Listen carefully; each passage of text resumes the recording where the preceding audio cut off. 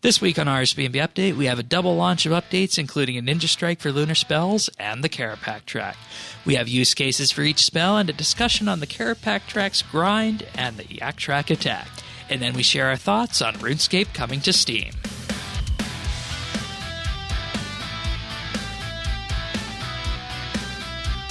This is RSBANDB Update, episode 796, recorded Thursday, September 24th, 2020. Full steam ahead.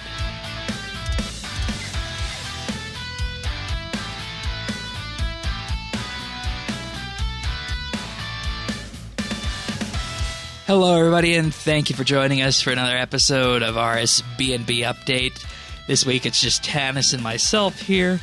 This week, we had a fun week this week, didn't we, Tanis? Man, we had an awesome week this week. We really did, and you know, it's not just because there's another two content updates this week.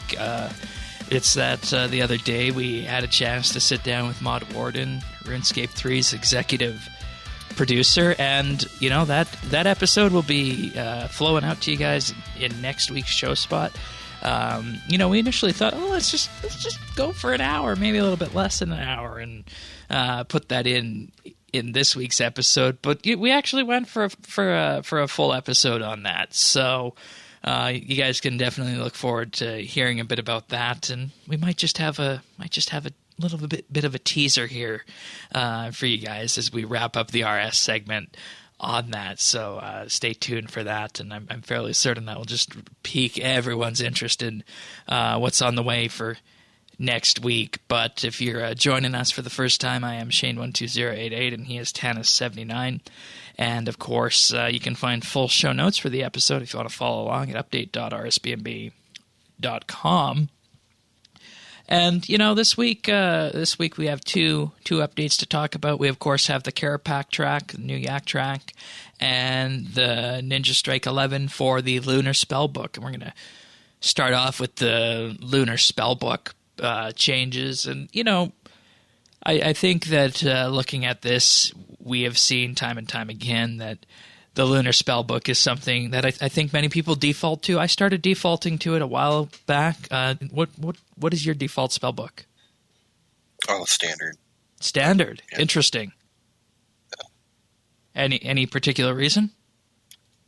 Air spell is free. I forget which stuff it is. Yeah. I just don't do much, man. I don't do much magic. Now I'll switch it to ancient if I'm like in combat, you know. But, sure. Otherwise, yeah, I don't know. All right, fair enough. And I don't like to. I mean, lunar. I have to have a reason. Right. Have to, be on them for a reason. Yeah, and you know, I'm always on lunar now that I have unlocked the Trollheim farm teleport spell, because that's a quick and easy way to get to the farming place up at Trollheim. Previously, I'd just teleport to Trollheim and run there, but you know, it takes a little while longer.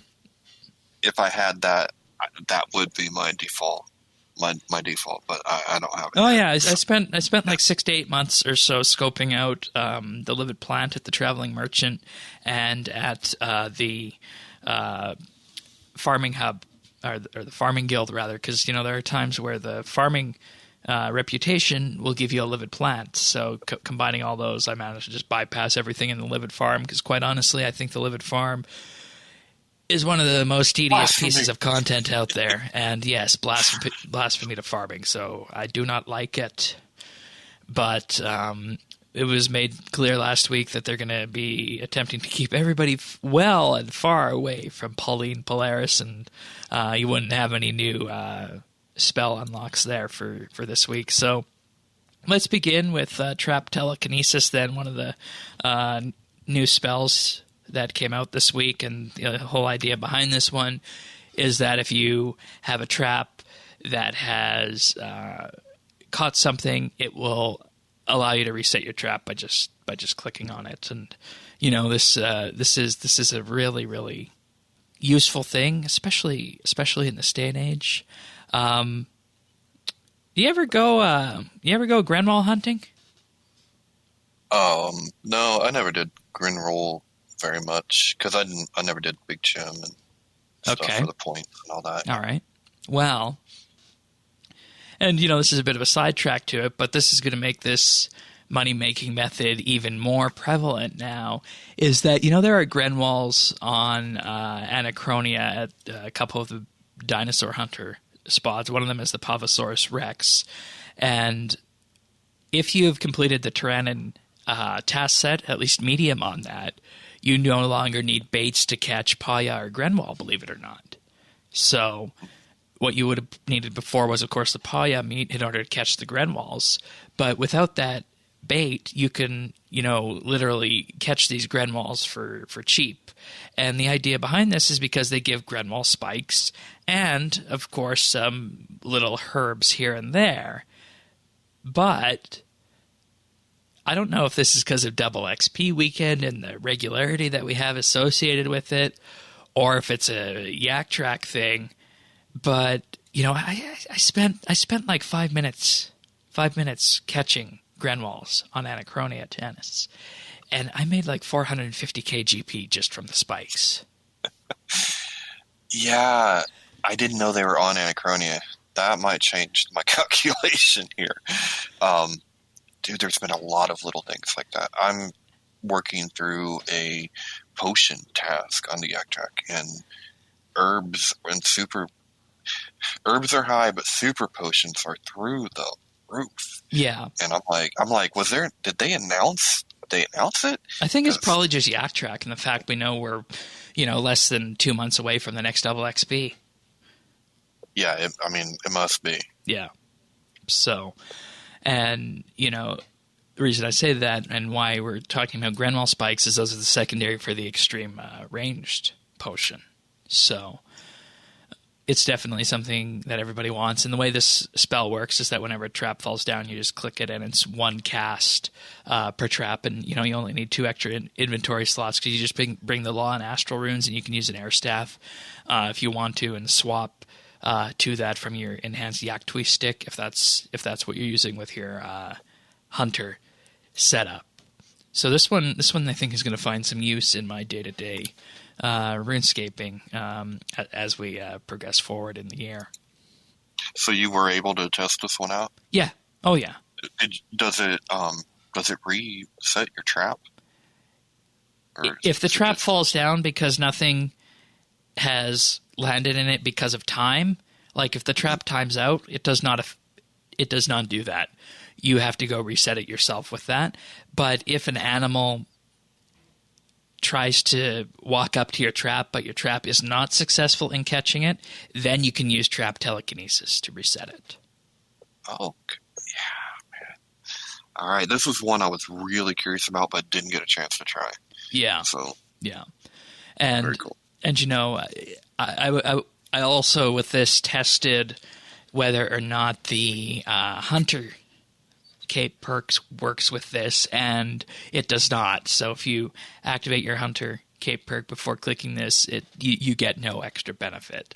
So, and this is another question, of course, about whether or not you want a more laid back method of playing the game, or if you want that full lean forward method.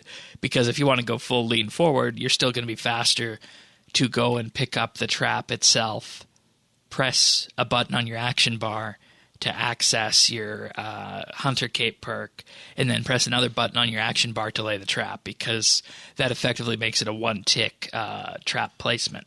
So it's all about whether you want active or laid-back gameplay. Okay, well, we like that mechanic. Yeah. Or those mechanics. Yeah. And, I should actually be clear that I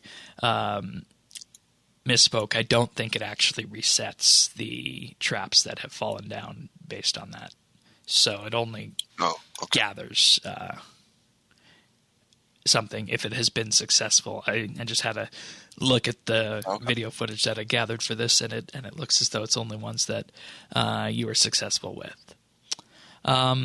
Let's move on to the next one then, because the next one's also interesting. Fire Urns. And actually, before we do that, I'll just say that the requirements for the Trap Telekinesis one is 90 7 magic, 5 air runes, 1 law rune, and 2 astral runes. So you'll want to do something with an air staff on that. But as for fire urns, this one effectively just makes it so that if you have unfinished urns in your inventory, it just puts them into a state where they're ready to have their runes added to them. It's 82 magic, 5 water runes, 5 earth runes, and 10 fire runes. So with that, you either decide if you want to go with the steam staff or the mud staff, and then substitute in the alternate runes there. So you're gonna have to make some choices about what's gonna work best for your pocketbook in that case. Which way would you lean on that?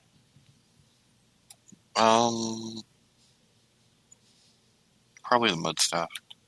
Okay. Yeah. But I mean, it depends, because I've noticed the runes are up too. So we had a double way. I mean, it was a great week, but yeah. Market took a double whammy on it, or my pocketbook did. And this is an interesting one, because for each urn in your inventory, you're going to need to cast that rune combination 1 time each. So this is actually a pretty expensive one to cast, because you're gonna use those astral runes, fire runes, water runes, and earth runes each time you fire off one of your urns. So if you have 26 urns in your inventory, you're gonna have to cast the spell 26 times. And that's something that wasn't immediately clear when these were announced. Right. I mean, the only saving grace to that is, I mean, of course you have to run your numbers, but urns sell pretty well. They're always going to be used. They're always going to be a component of high level skilling. So, I mean, as long as the rune prices don't go too high, this is a moneymaker.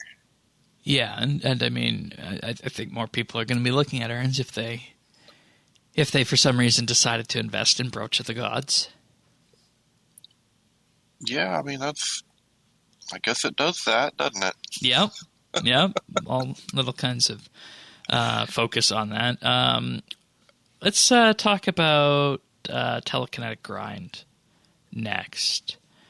This one is level 85 magic and only requires 2 astral runes and 1 law rune to cast.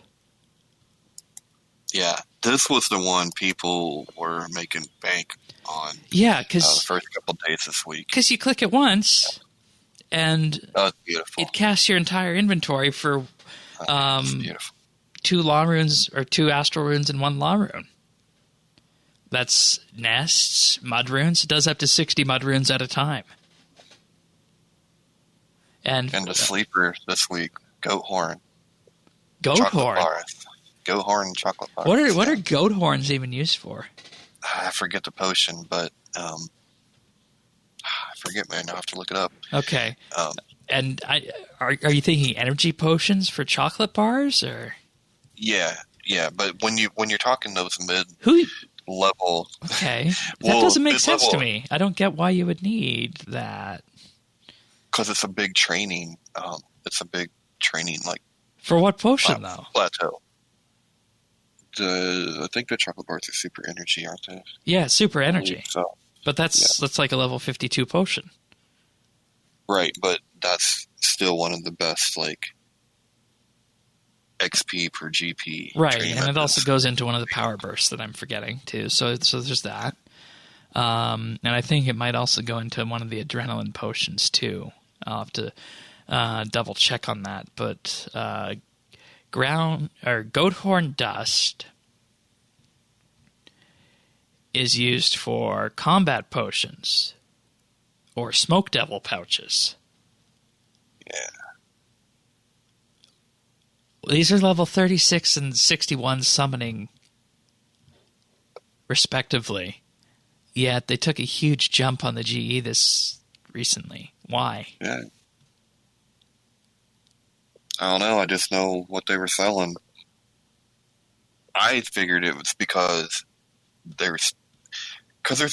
you're going to have different bands of GP for XP, and in that band, I just assumed that those were the best potions to make for training in that. Right. You know. But I still don't understand why that's being pushed up with a grinding. Well, it may not have anything to do with training at all. Okay. It might be just because it's going into other more important things.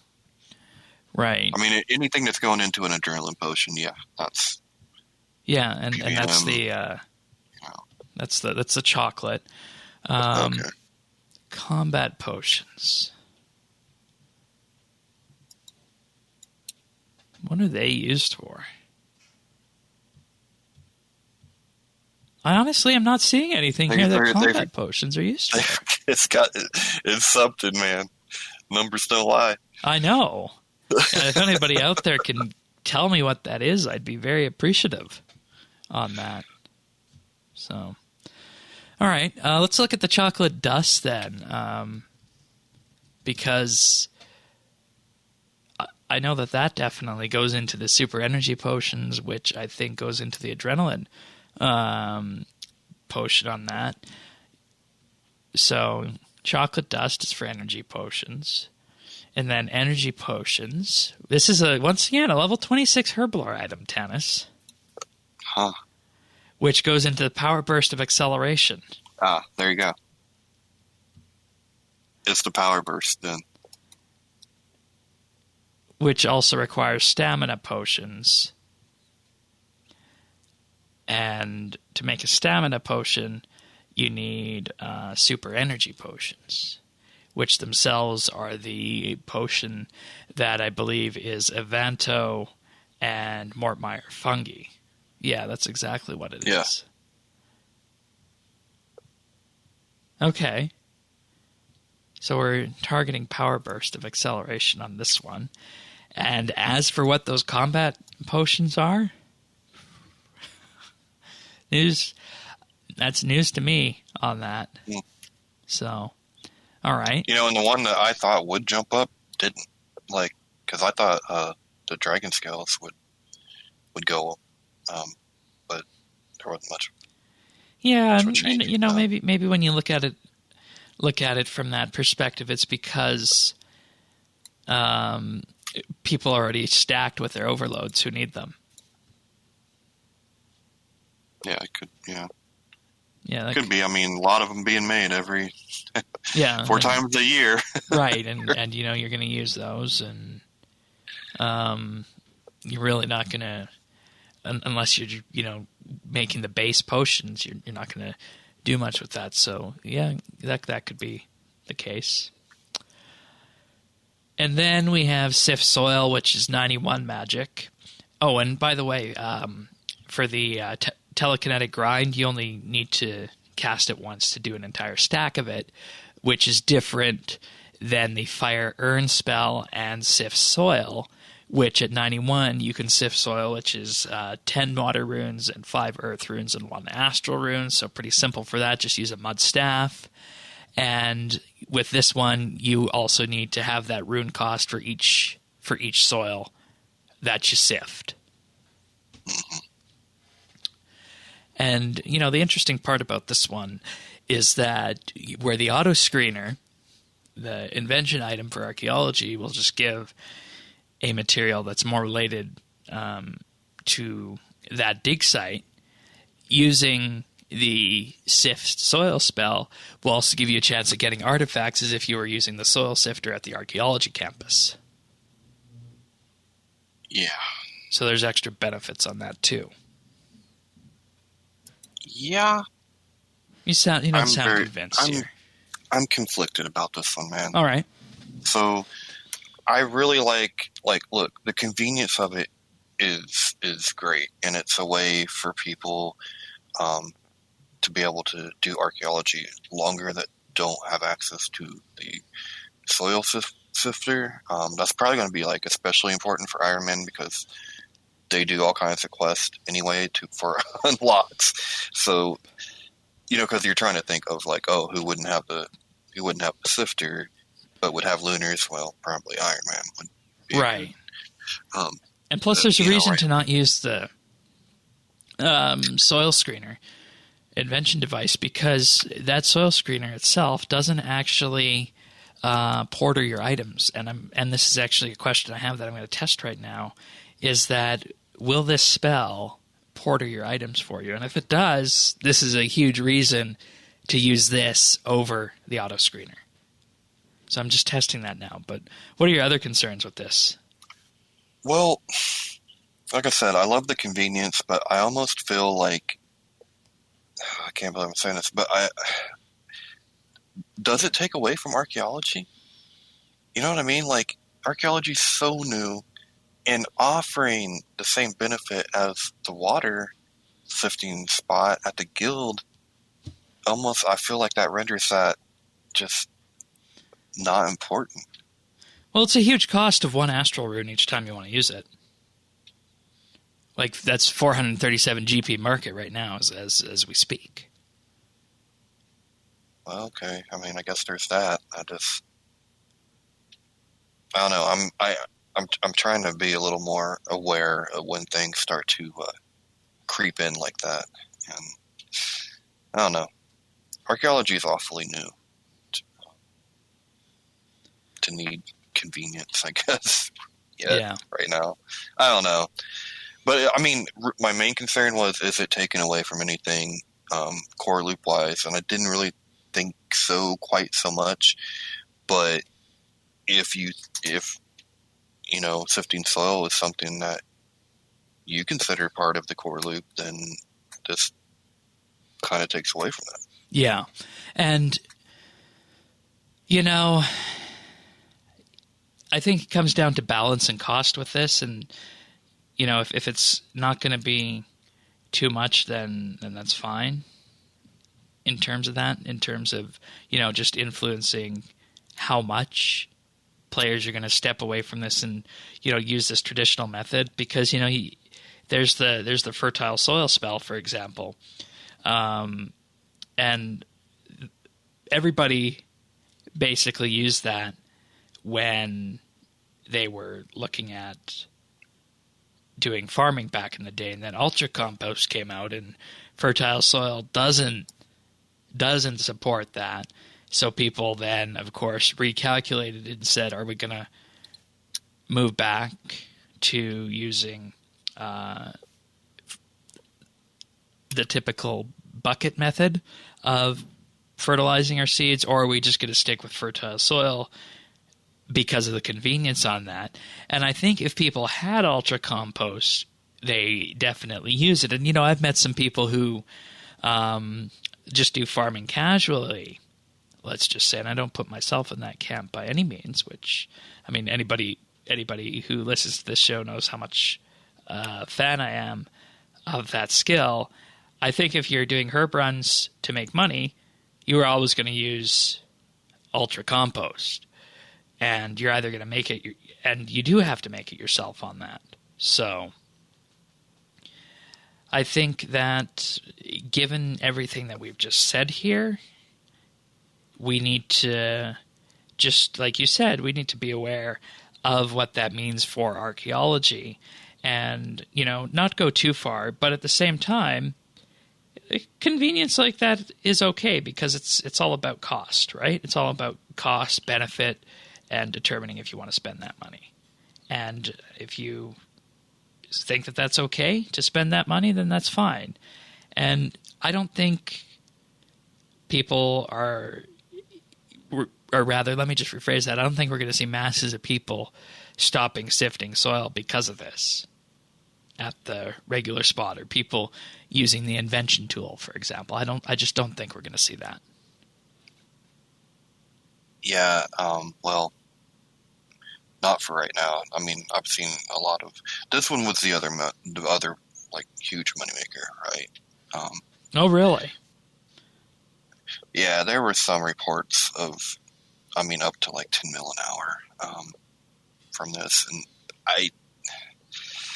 of course, that's high level. You have to have access to the high level material for that to be, the number. But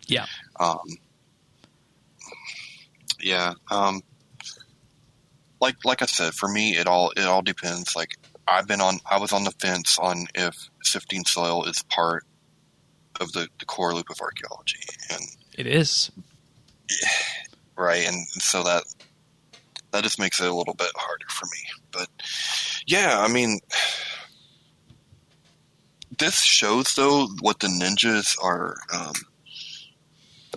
why they're so important. Like, I really, really like these kind of deep quality of life improvements, these convenience improvements. It's kind of things that you don't really see in other games. Like when you get big patches and stuff, or when you get big expansions, it's wonderful for content, but you don't really necessarily always see these quality of lives like we do here with the ninjas. Yeah. Yeah. And, you know, two things. First, when it comes to Ultra Compost, you can purchase it, and that's the very discussion I was talking about, because unless you make it yourself, you're looking at around $25K per patch to Ultra Compost. And if you don't want to go through the rigors of making it yourself and you just want to buy it, at that point you're probably better off just using fertile soil. And that's the conversation many people have, and I just wanted to clarify that. And that's, of course, because you can buy the compost but not buy the dragon manure. But if you're aiming to fully AFK archaeology, Tanis, this spell is your thing. Because, yeah. Well, because it porters your materials, whereas the auto screener does not. Well, I'm pretty sure that it... I mean, are you sure about that? Because my porter goes down, and it doesn't send my artifacts back. It sends the materials back. From the auto screener? Yeah. If it didn't do that, I'd never have to leave, man. But I run out of porters. That's interesting, because I could have sworn I tested the auto screener with porters and it didn't porter things. It doesn't porter your artifacts. No, of course not. Right, but it does do the materials.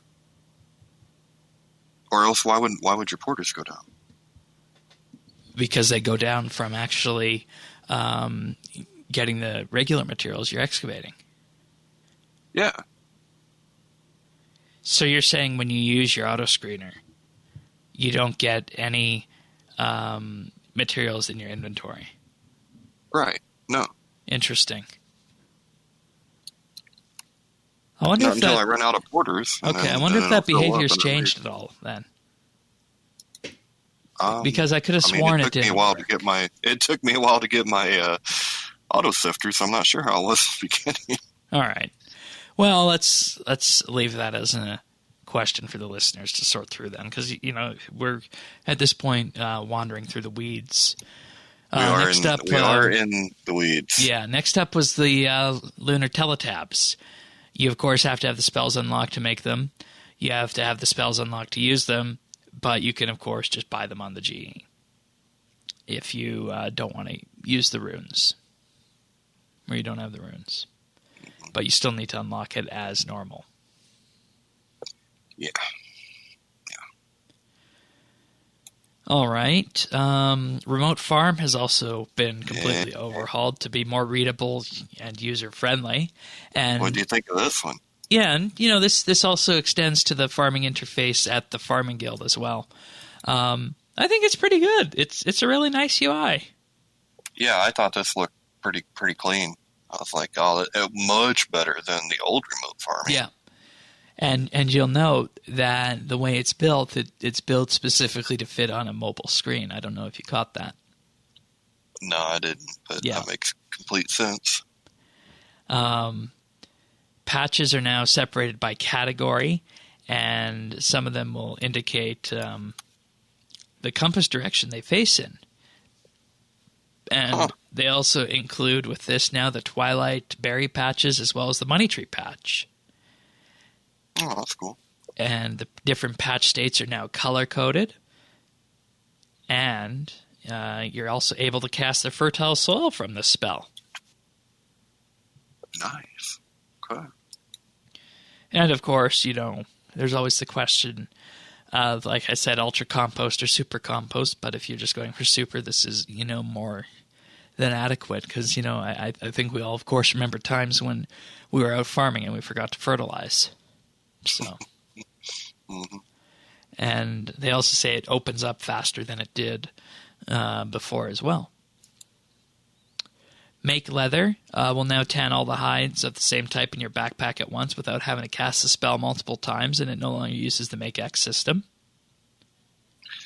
See, I think this would have been a good one, but you actually have... there's this functionality on the portable crafters, isn't it? And then you would get an extra...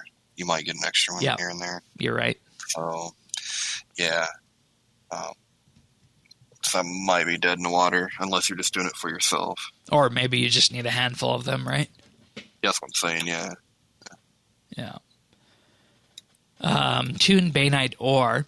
You can now cast a spell on Bainite rocks to mine specific monster ore directly from the rock, and to do this you'll need an item of that same type of Bane ore you're after, either in your backpack or mounted on the wall of your POH. And this is something I couldn't figure out. What exactly do you mount on the wall of your POH to be able to influence this weapon? Head. Oh. Okay. That makes sense then. I think the last time I used Bane was for some quest that needed you to kill a specific monster very fast. But aside from that, I've never actually used it. Have you? Not anymore. There was for a minute when I was in the right level in the right spot. Yeah, I did use it. I used it for what is it? Rune Dragons. Yeah. Rune Dragons. Yeah. But dude, I always thought this was a huge missed opportunity with the Bainite ore, or with the Bane bolts and stuff. Yeah. Because if you had bolts for more monsters, I think that'd be kind of neat. Yeah, and it did add something special to ranged, I think, with that. Yeah, it's kind of that whole silver bullet type. You know what I mean? Yeah. It's kind of cool. And just for the record, the portable crafter doesn't allow you to actually tan stuff. It doesn't? No. Well then. Or no, it does. It does. It just doesn't give you. So. It just doesn't give you extra. Oh, it doesn't. It just gives you a chance to save a hide or clay when you're crafting. Oh, okay. So it's only on a hide. Okay. Yeah. Or other things. Super Glass Make. They say this one now has the ability to turn Crystal Flex Sandstone and Red Sandstone into crystal and robust glass at the click of a button if you've completed their respective quests. That one's nice, dude. That means you don't have to run from the bank. That's cool. I actually got 99 crafting off of Crystal Flasks, believe it or not. That's how many of them I made. I would believe it. Because you mine it with the porters, right? And then before... Porters? You do. Yeah. The bank is 5 steps away right from the Crystal Sandstone area there. Oh, well, yeah, I mean... I guess I was thinking about the sandstone. Well, still, I'm okay, the Ooblock Sandstone, sure. Yeah. They've updated the icon on this, and they've removed the movement and action delay that occurred when casting the spell. And that's pretty much all we got for the lunar spell changes here. There's been a few other general fixes for these spells that has resulted in some renames. Starting off with that stat restore potion share and boost potion share have been combined into one spell called potion share. That's interesting, I guess. Yeah, I'm trying to think of what the use case is for that. Well, the use case is that it makes most tradable potions aside of the ones with negative side effects, such as aggression potions, Saradomin brews, Zamorak brews, and power bursts, all shareable now. Oh. Yeah. Okay. Yeah, there's your use case right there. That is really interesting. Spiritualized food has been renamed to spiritual healing and no longer requires a piece of food to cast. The spell can now also extend familiar timers beyond the initial max time, and an issue has been fixed where the interface did not update to show that a familiar's life points were healed.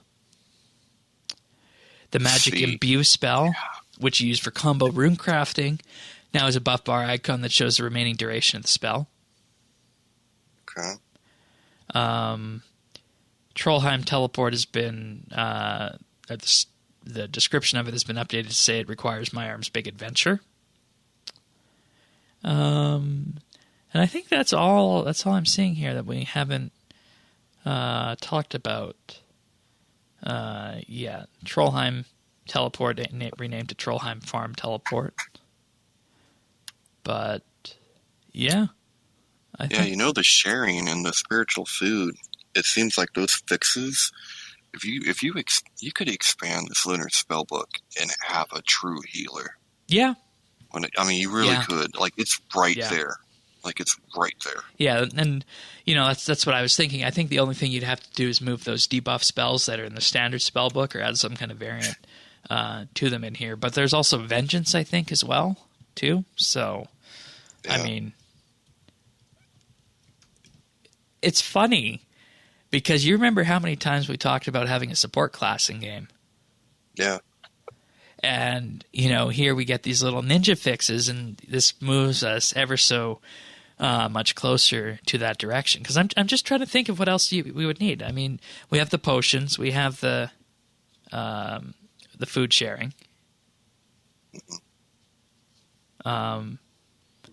Actually, we don't. We have stuff from Theron, too. No, we don't actually have food sharing. Because remember, spiritualized food is for familiars. Oh. Yeah, so that's what we're missing. We're missing like a player version of that. Yeah. An actual heal spell. Yeah. Heal and heal other. Yeah. But I don't know that they heal enough. Well, I might have to do some balancing and stuff, but I think it's there. It's there for the taking. Heal other transfers up to 75% of the caster's life points to the targeted player, as long as the caster has at least 11% of their health.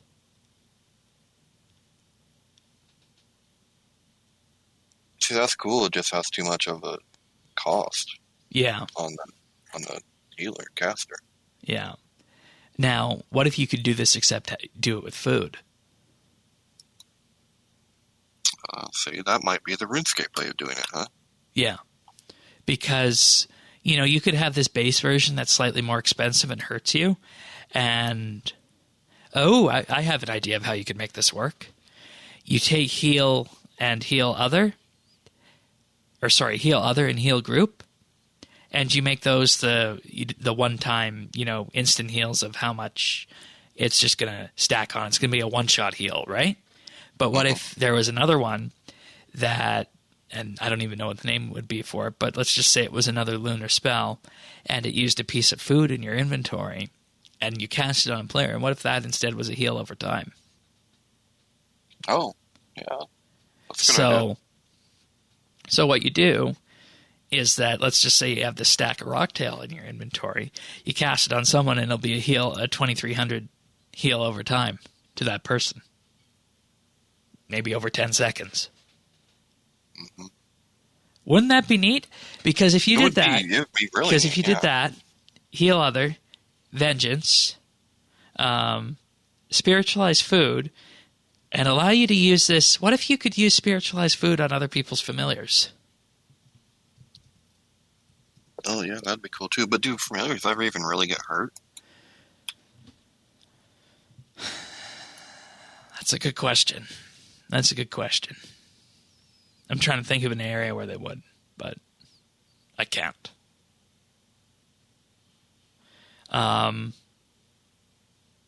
And perhaps that's why that they added onto spiritual healing the fact the spell can now extend timers beyond their initial max time. Right. Add a little more functionality to it. Yeah. That's neat. Mm-hmm. And, when you look at it that way, you kind of realize that we're almost there for having a healing kind of spell or a support kind of spell book, and that's really neat. Yeah. Like I said, you can see it right there, like I think it needs a little bit of balancing, a little bit of adding, but it's right there, man. Yep.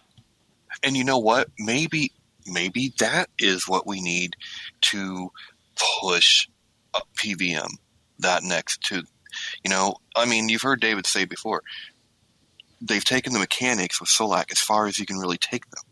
There's, at this, what do you do now? Maybe you have to make it so another class comes in because you're getting hit hard. You need a healer now. Like a tank is not enough. They need different bosses for this because, most people out there, PVM groups, only go with, 1 or 2 pieces of food in their inventory. Right. So that's what I'm saying. But if you're wanting to, go to that next level on that next new boss, where do they go after Solak? Well, you could really go all out if you, had a healing class or something like that. Because you're right. People don't even use food for the most part. Or, the really good people don't use food. I eat, drunken saber. Yeah, I got it. All right. Let's move on to the Kerapac Track. Yeah. So with this one, this is, of course, the most recent addition to the Yak Track collection of, I guess we could call it, microtransaction, battle passy kind of progression events, you could say. 50 tasks, as you have had before in each time. Lots of very nice looking cosmetics with it. We got the Enchanter's Echo cosmetic override, just to name a few things on that. And, it includes the whole Enchanter's Echo gear, and everything for this is, of course, themed around Kerapac and what we saw in Desperate Measures, to the point of even having replica Laniakea pieces of content. And you remember what you asked for at the end of Desperate Measures, right? And you're wondering why you didn't get it. Well, in the Kerapac Track, you can unlock the Thox Hand-Me-Down Hammer. Yeah. There's also the Mechaniac, which is a familiar override. And there's also, in addition to the Thox Hand-Me-Down Hammer, you can also get armor parts. There's also Stasis Armor, which was Dragonkin-inspired armor that unlocks at the very end, Tier 50 on the Premium Track. Thox War Bunny, which is, once again, another of their cute items that they tend to be putting in these Yak Tracks here. And they actually have a little motion graphic of it that you can see on the RuneScape homepage for it in their notes for this update.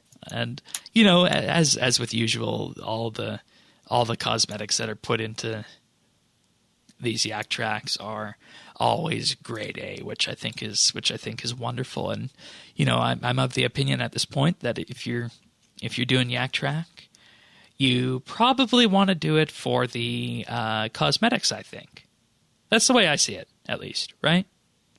Yeah, this one they got me on, because I saw the Kerapac Track, and I'm just like, ooh. I was just drawn to this one, and so I've probably done more tasks in this amount of time, probably, than any Yak Track before. I think I'm on 14, 15, somewhere around there. Oh wow! Starting to get pretty grindy. That's higher than me. Yeah, right. I'm on number 6. That. Yeah, that doesn't happen very often, so not on these Yak tracks and stuff. So, yeah, I mean, like I said, it's starting to get a little bit grindy at this point, but yeah, let's actually talk about some of the sticky tasks on here. Task 9, for example, and you're going to be kicking yourself if you didn't get that bonus here. It's cook 765 of any fish. And if you got to level 40 on the last one, you'll have had this 50% complete. Oh. The other option being to cook 165, or sorry, to catch 165 salmon or above. Yeah, I think I did that. Yeah. Task 6 would have been to smelt bars or smelt steel items, which is a smaller number. And, steel smelts quick, so it's not too bad. But if you're looking at the smelting or fletching side, you're looking at 1,000 plus of the bars or willow shield bows and above at 6. Yeah, and I think that doubles later because I know I just did a smelting that was, I could swear it was a couple thousand. Yeah. I could swear it was. Divination ones are fast as always. So you'll always want to pick those.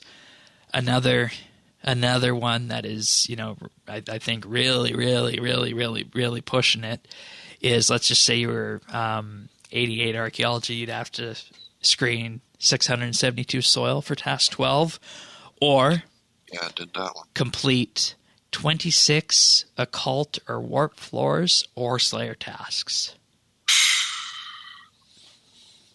Yeah, see, I mean, I don't know. You got to do the soil on that. I mean, you just got to. You really have to. And it's a question of, are you going to, gather that soil yourself or buy it? Because the auto screener actually doesn't work here. Yeah, well, I had a bunch of soil from pre-auto screener days. Oh. So I was like, here's an opportunity to burn through this. And I got to try the Sift Soil spell at the same time. So I'm like, all right, there we go.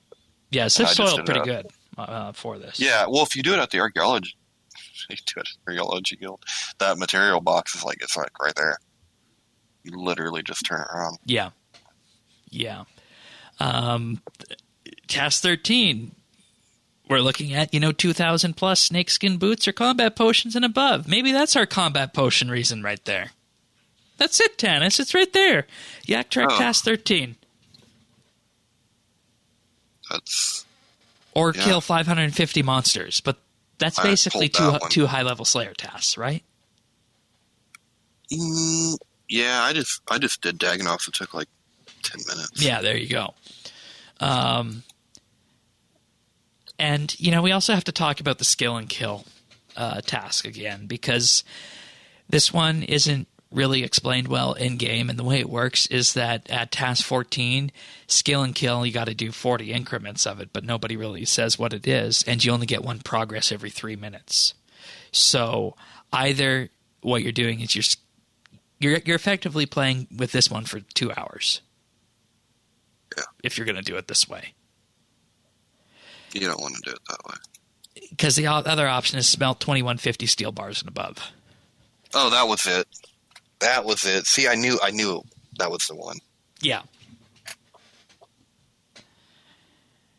Yeah. And task 15. This is another one where you're gonna, 1,370 smoke devil pouches and above. There's your goat horns again. Or 2,055 super anti-poisons and above. That's what we're doing right now. Extremes. Extremes. Very expensive task. Yeah. And then we see a new task here at task 16, which is to play minigames. Earn 25 Thaler. Which, is good if you're wanting to go around to the Spotlight minigame, or you have a clan. I wonder what's on Spotlight. I hope it's like the ones I like. or you can, of course, do this with your clan as well. And Clan Quest has weekly Saturday weekend mini game events like this, so that'd be a good place to do that. So that's good. Another new addition to the Yak Track this time around is the lore task, which I think you definitely want to do on this one. And this is task 2. It's a lore hunter one. You basically talk to the curator in Borthorpe and complete one of his tasks, and he sends you off to Anachronia for task 1, and you effectively follow this beacon, and it gets you gathering some flowers and whatnot. And at the end of it, you meet up with Hannibus and Vindicta, and you get a juicy segment of lore on it. It was cool. Yeah, it really was. It really was. Really cool. And everybody in Clan Quest is all over this one, and I can say that these lore tasks are driving people in Clan Quest to do Yak Track. Sirion, for example, is really not a fan of Yak Tracks, and he just plays it casually. But he was saying that he actually feels like he should push through this Yak Track for the lore stuff. It's so fun. She's such a hot-headed badass. Yeah, and we'll talk. What we want to do with this is, in the same way we did the archaeology lore rundown, we want to do a Yak Track lore rundown. So we're going to wait a bit until a few of us have progressed further through the Yak Track, and then we'll talk about the lore ramifications from this Yak Track after that. But you remember last week when I said, "Gee, I wonder when Vindicta is going to show up." Right, and remember what we talked about, like putting lore in throughout the game. Yeah, world like building. Part of world building, yeah. And here we go, a week later. All of a sudden, we have lore in a Yak Track, and we've never had that before. Yeah. So, I actually see. I even enjoyed it when I picked that task up. Yeah, this is cool. And the lore hunter tasks come around somewhat frequently. Let me just see how many of them there are, actually, because I know there's I think there's like one at level 2 and one at 20. Let me just have a look and see. There's one before that because I missed one. Oh yeah, number 8. Yeah, that's the one I did. Or no, I haven't got there yet. Never mind, I'm lying. But there's 5 lore hunter tasks, and perfect. But, I think one thing that we need to underscore that we did on last Yak Track as well is that we need to say that these things can't feel like a grind. Because I'm looking at Task 41 right now, 1,800 Royal Vambraces and above, or 3,800 Charming Potions and above. That's an auto skip. Yeah. And skips did carry over from last time. You get 2 skips each time a Yak Track comes around, and we did get a bunch from the beach. But, I'm worried. I'm worried that we're going to keep progressing down this direction of adding too much grind. Well, they were supposed to be aware of that after the first one. There was a little bit some pushback on the grind, if you remember. Yeah. Now, from where I'm at, like the tasks that I'm doing, like right now, I'm working on 1,800 potions. That's quite a bit. My method for the potion ones is to gather nightshade and make anti-poison, or make weapon poison and sell it for hideous amounts of money. Huh. Oh, I'll be damned. Yeah. I guess that would have been better than spending money. Yeah, because all you do, because what you basically do is you go to the Scavid Caves, you use your porters, and then whenever you pick up the nightshade, it will automatically go to your bank with that. Nice step there, Shane. And then all you have to do is buy coconut milk. Not bad. Or coconuts. Yeah. Okay. Yeah. Yeah. At least I think porters work there, because I don't remember banking too much. I think porters have to work there. I would imagine. Yeah. But if you look at what you just said with Task 41, it's not that much more than where I'm at 15. So I mean, I think it's okay at this point. Well, it's 3,800 versus 2,000. Yeah, I mean, 2,000 kind of sucks, but it's not. I mean, that I don't think it's too atrocious. Like, it takes a while, but it's not too bad, right? I don't think it's too bad. Good job from RuneScape. Yeah, 23 is archaeology or herb lore. Depending on your level, it's anywhere from 137 to 203 imperial iron or above, or 2695 adrenaline potions or above. So I think that's an easy choice for archaeology. And as with the last Yak Track, doing tasks for clues is also here, and also doing clues to complete tasks is also here. Task 25 is complete 12 Slayer tasks or bury 1,000 bones of any type or ashes. And then task 26 is 2955 adrenaline potions above, or skill and kill. Spend 3 hours, effectively 60 increments of this. Either just skilling or doing stuff. Actually, that's not actually its bad. That bury and scatter. That wouldn't be its bad. You literally could do scatterberry. Right. And be done. Yeah, quick. and the good part about that is that you stand next to a bank, just use the withdrawal all option on some bones, put it on the action bar, and away you go. Yeah. And for anybody who keeps track of this kind of thing, you get big bones from your Saren spirits. Just keep those in between Yak tracks and do that when it comes to one of these prayer tasks. That's what I do.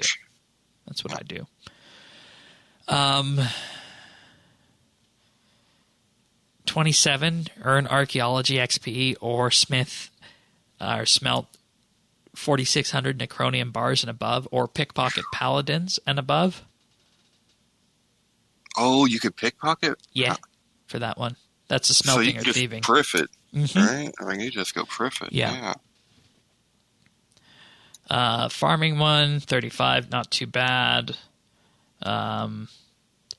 Task 30, thieving or fire making, 4690 magic logs and above to burn, or 4690 watchman and above. And the crafting side is 450 dragon leather at or above red dragon hide chaps. The craftings aren't all that bad. No, and I mean, if you have the hides, it's not going to be a big deal, but it's still a question of outputting money rather than making money. That's true. Here's going to be one that people are going to be wondering about. 34, earn 30 Thaler, or string 2,200 magic short bows and above. See, that depends on what's on special. If Soul Wars ain't on Spotlight, then we stringing some bows. Yeah. And then here's another one, 36. You're either going to craft 570 soul runes and above, so just soul runes, or 1,600 bones buried. Yeah, see, I'm not crafting soul runes. I can't craft soul runes. Here's another difficult one. 14 warp floors, or fire making or cooking. That's 2875 elder logs and above being burnt, or 2875 sharks and above being cooked. Okay, well, the cooking one wouldn't be too... No, the cooking one wouldn't, but no way are you going to burn 2800 elder logs. Nah. And 14 warp floors, that's an entire an entire day. I ain't doing one floor. Yeah. That's a skip in my book. Yeah, that's a good few hours there to do that. No, the only time I'm doing any floors ever if it's with my friends and there are beverages involved.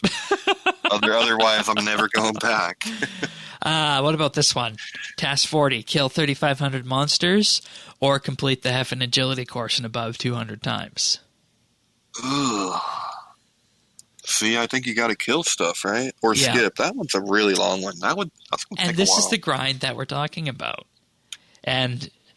I want people to complete this, but I also hope at the same time the metrics will come back and say that tasks like Task 40 here are too grindy. Yeah. Task 41, 1,800 Royal Dragonhide Vambraces and above, or 3,805 Charming Potions and above. So the Vambraces ain't too bad. I think the biggest problem... But it's the cost of doing so. It's the cost, yes. I was going to say that. That's the issue. Like, I don't think it's the grindiness, but the cost is... It's going to be killing you in the end. On both of those, based on what you were talking about in our market segment.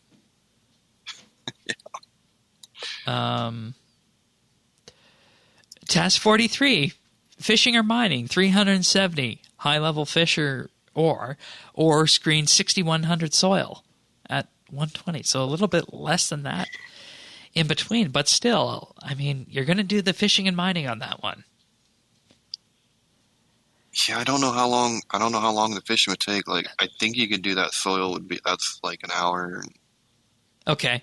15, hour and a half, maybe. And then we step into a level of absurdity here. Task 46. Sit down, make sure you don't fall out of your chair. 136 warp floors or 136 Hef and agility courses and above. Or 5,000 monsters. Oh, my Lord. That's a skip. They're putting the screws to you in the end. That's a skip. That's a skip. And they gave me 8 of them, right? So from 42 on, well, that's it. I mean, you had 6 before coming in because you get 2 each time a new Yak Track begins. Okay. And, you know, with the last one in the summer, we had a chance to get skips at the beach.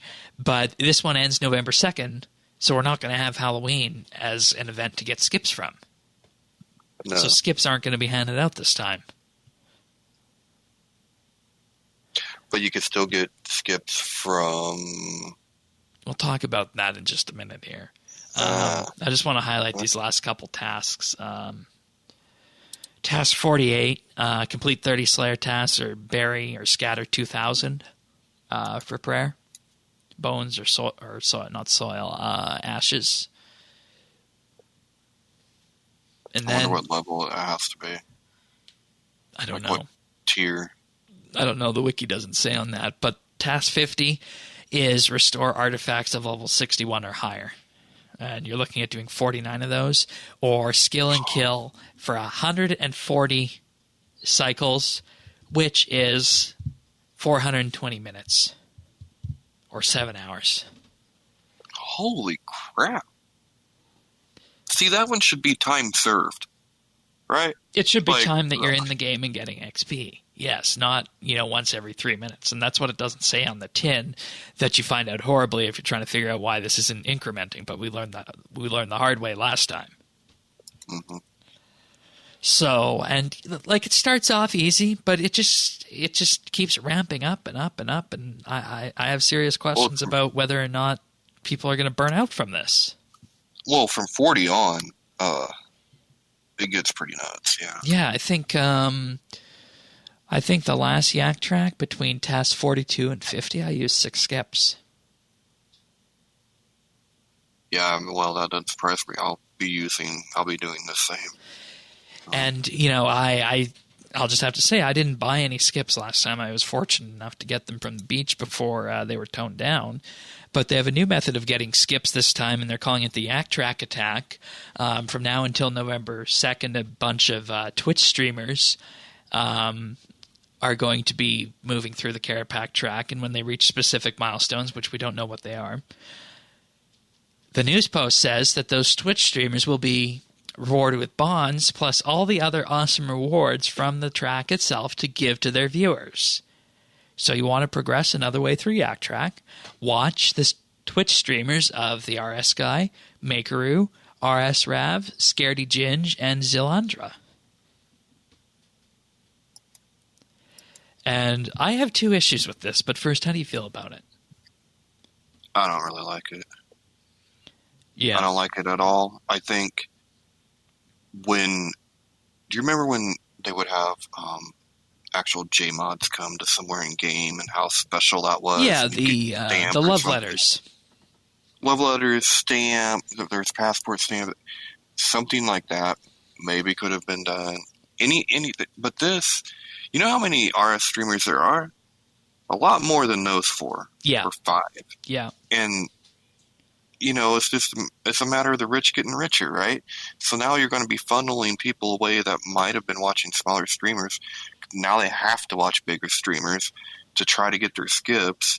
And I don't know, man. I mean, if I had my pick, I don't know. If I had to, I'd probably watch the RS guy, but I don't know. I just don't think they should. This is one I would have stayed away from. Yeah. If I was Jagex. Yeah. And my 2 problems on this are, the first is, like you mentioned, if you're going to do something like this, do it through official channels with the Jagex team. Do it through the live streams like they do RuneScape. Do it through, like you said, the in-game JMod activities like they would do the love letters and the passport stamps and the raffle tickets and so on and so forth. Do it that way. Where it was special, that's the only I call it JMod, right. And you go find, say, Mod Porky in game, for example, and you go find maybe 4 other JMods for 5 of them, and you get a boost to your current task. It's not 100% completion, but maybe it makes it 50% complete. Right. Yeah. Do it that way. I like that. Rather than just rewarding bonds out there where people are going to purchase these skips or use them for whatever in that case, because this isn't even those bonds aren't even guaranteed to be used for Yak Track with that, right? Someone could go buy treasure hunter keys. Someone could go buy membership. Not necessarily complete Yak Track. You gain a lot of eyes and a lot of traffic if you can do giveaways. But a lot of people can't afford to be doing giveaways like that. And Jagex is just handing them bonds. They're going to get a lot of eyes out of that. They're going to get a lot of viewers, a lot of subscribers. It's a sweet deal for the streamers. I mean, good work if you can get it. Yeah. And problem number 1 being official channels versus streamers. Problem number 2 that I see is, instead of having their viewers actually complete the Yak Track themselves and take part in that journey, they're just getting the rewards up front for it, which is kind of defeating the purpose of the content. Yeah. So those are my 2. Those are my 2. It isn't the same. Those are my 2 big beefs with this. And, granted, you can say, sure, that if you don't want to do this now, there'll be an opportunity in the future to buy the cosmetics from the Oddment store. Yes, we know that. But the point is that they're creating a different kind of exclusivity here around the streaming community for the people who might go and watch those. Whereas, what's to say ordinary RS player wants to go watch a streamer? What if they wanted to do something in game instead? So that kind of encapsulates the 2 ways I see this here. And I really hope that this is a pilot program, because I don't particularly know how this was organized and what the process was for this, but I hope that this isn't a way to bring forward progression through Yak Track for everybody else. And I just hope it's more of a community engagement pilot program. Because if it's a community engagement pilot program, then fine, try it out. But if it's a way to create progression through Yak Track, then that's a whole different beast, and we have to have a conversation about that. Because that means that the Yak Tracks then are being built as too grindy. Absolutely. Or you do this in another way, like you said, I'm just not a fan. And here's the thing, I'm not a fan of any of those streamers, really. In all reality. Yeah. Just not really a big fan. So why do I have to watch them? That's the only way to progress through something in your game, or to get bonds to buy a skip, right? Right, and I don't care for them that much. Yeah, I agree. And, I'm sure that these are all very fine people in their own ways, but everybody listed here is not everyone's cup of tea. It's as simple as that. Yeah, exactly. Let's move on to the patch notes. I think I've said all I need to say on the Kerapac track. As always, for me, the thing that drives me to complete these Yak tracks is the cosmetics. And now the lore. Yep. So I can think I had to have the stick. The stick? The fox stick? I had to have the stick, yeah. All right, let's just go through some quick general patch notes then for this week, because most everything else was Lunar related. Lunar spells that have yet to be unlocked will now appear unhighlighted and let the player know how to unlock them, which of course means Pauline Polaris or magic. Replaced various instances of the word inventory with backpack in the Lunar spellbook descriptions and info/error messages. And 1 to 5 dose Juju flasks and combination potions that previously weren't tradable have been made tradable player to player. I wonder what was missing. So I thought they all were tradable. Oh well. I thought they all were too. You will now be given an example effigy during the effigy incubator tutorial, so it's less confusing when it's taken away. Okay, good. An issue that caused effigy pets to show incorrect colors when textures were turned off has been resolved. And once again, here we're looking at the legacy going down, how you can play RS on an entirely modern computer, or you can go back to something that really only has integrated graphics and it'll work. And finally, Iron Man accounts that have been invited to become a player moderator will now correctly show their respective Iron Man icons in broadcasts. All right. So, some big news today from Jagex. RuneScape is coming to Steam on October 14th. Woo! Can you believe it? I think this is going to be a pretty big deal. I think we always knew something like this was going to be possible because everybody's always said, can we get RuneScape on an Xbox, for example? Or can we get it on Steam so we can have Steam achievements? And, people have asked for that time and time again. And now here's the answer that was unveiled with this. I always thought it was just good advertising. Absolutely. Sometimes you just kind of browse through Steam when you're looking for something. You're just browsing around and what if you didn't know about RuneScape? A lot of RuneScape players don't even talk about RuneScape, right? That's kind of like our, you know what I mean? That's our thing. Yeah. We don't really talk about it much. So I always wonder why wouldn't they, why isn't it on Steam? And especially because they had Idle Adventures on Steam and Chronicle. Yep. So I didn't see any reason why RuneScape shouldn't be on there. Yeah, absolutely. And, it's a bit harder, I think, to put an existing game on Steam than it is to put a brand new game on Steam because Steam has opened up over the years, and if you are an indie game publisher, you can put your game on Steam with that. And, the page is actually live right now if you actually wanted to go in there and have a look, and they actually want people to add it to their wish list so it will help generate traction for it. So the Steam page for RuneScape is definitely up, and you can put it in your wish list and build that traction for it. There was also a live stream this week, and we're kind of going to do double duty here and talk about the live stream and this at the same time. Now, with this announcement, as Maud Warden said in the live stream, it's the beginning of a new growth era in terms of bringing RuneScape to Steam because it's a big piece of building the cross-platform strategy and bringing new blood into the game, which is something he's been talking about quite a bit. And I like this cross-platform strategy. Do you remember the mini-clip era? The mini-clip era? Yeah, after RS2 came out in 05 or 06, I think it was. That would have been before my time. RuneScape 2 was on Miniclip, and it was one of the huge growers of the community back then.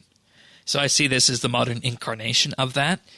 And, the very fact he highlights that this is the beginning of a new growth era says what the whole idea behind this is doing. Sure, it's nice to have a game on Steam and everything, but it's all about bringing these new players into the game. And we've seen updates over the last year for the first-time user experience and whatnot, And I think one of the questions that comes from this is that how many of these new players who start playing are going to stick, and is this in its own way, in its own earnest way, primarily a method of bringing new players into the game above all else? Probably, right? Yeah. Because, like, it's nice to have the cross-platform stuff, but I think the main reason is growth on there. And, you know, I think that if you look at this, if you look at the marketing that they're doing with this in terms of bringing the players in, it'll be interesting to see in a year's time how many of those people stick around, how many of them become members, and with that, is it going to have any negative side effects to it? I personally can't think of anything, but I'm just putting this out there that at the end of the day, sure, you can bring all these people in, but is it going to really supercharge the game in the way they want? Well,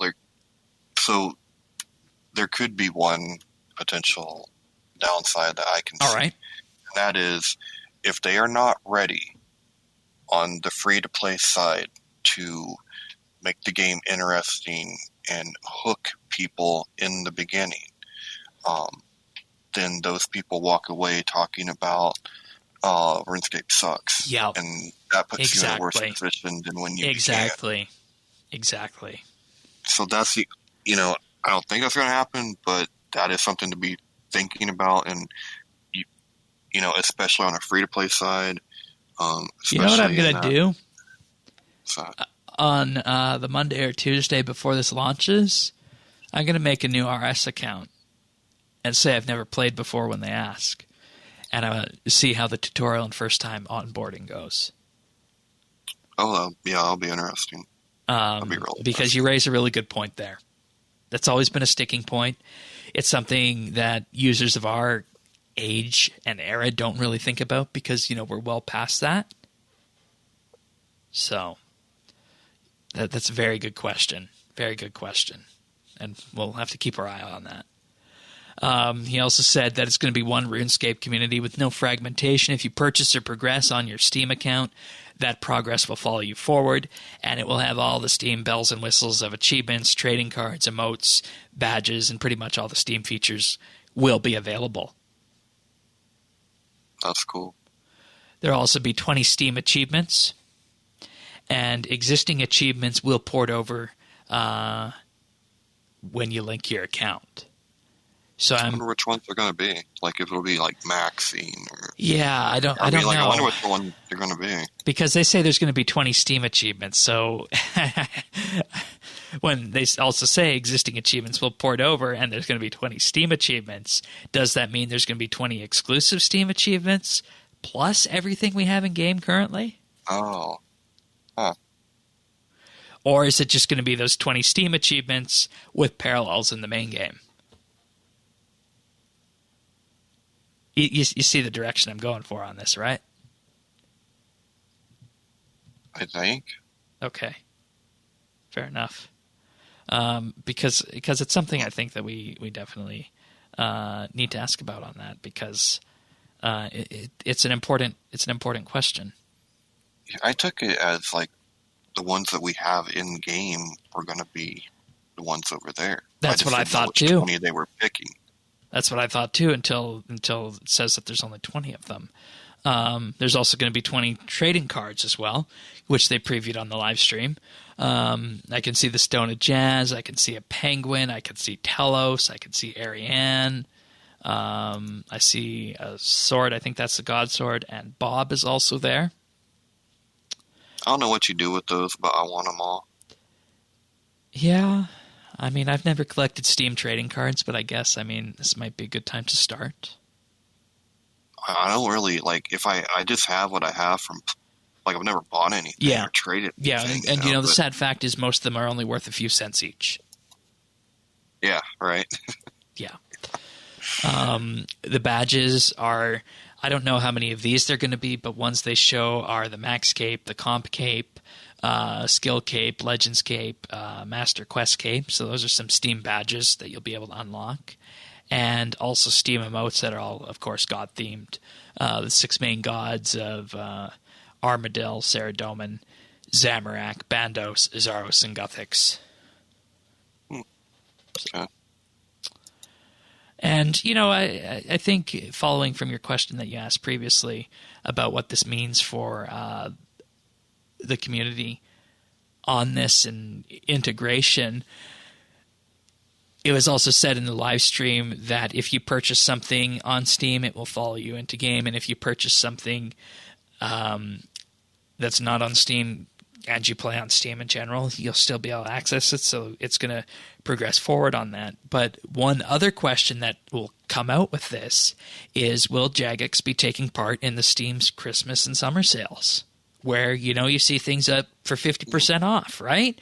So potentially with this, you get to the Steam Christmas sale, you're going to see Yak Track go 30% off. Or sorry, Premier Club go 30% off on Steam. Probably not, but I bet you could see membership like that.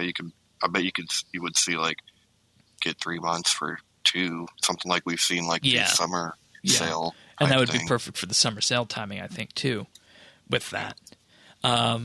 And for people who are wondering, is this going to be a Steam exclusive? No, you're not going to need to effectively use Steam to play RS. You can play RS in any way you want. Use whatever client you want. You can link your accounts, but if you wanted to, you know, after that, play with just the standard vanilla RS client, that's fine too. Now, that's cool.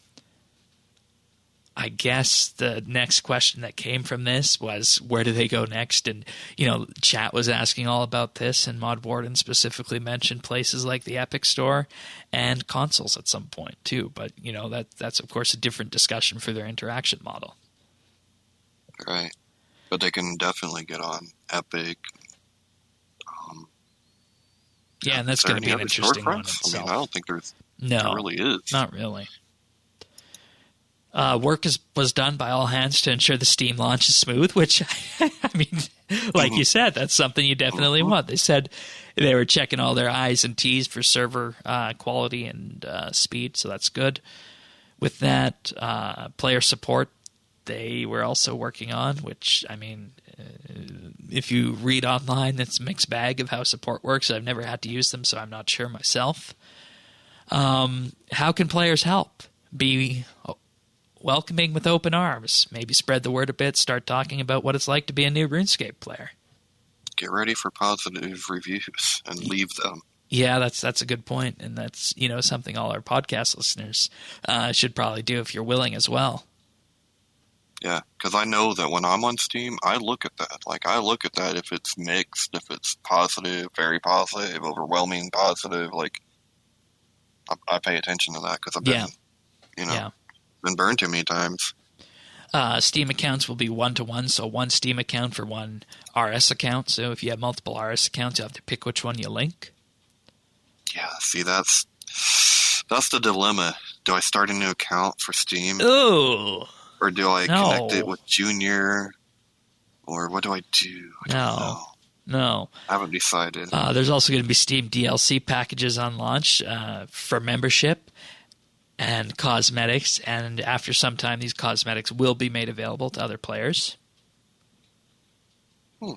Bonds will not be tradable on the Steam Marketplace, and there is no direct rune score for Steam achievements, but by doing them, you will get rune score since there's parallel achievements in-game. So this kind of, I think, muddies the waters, and we're not going to know exactly how this works until we get our hands on this. Yeah, I was just thinking the same thing. I'm like, well, that tells us nothing. Okay.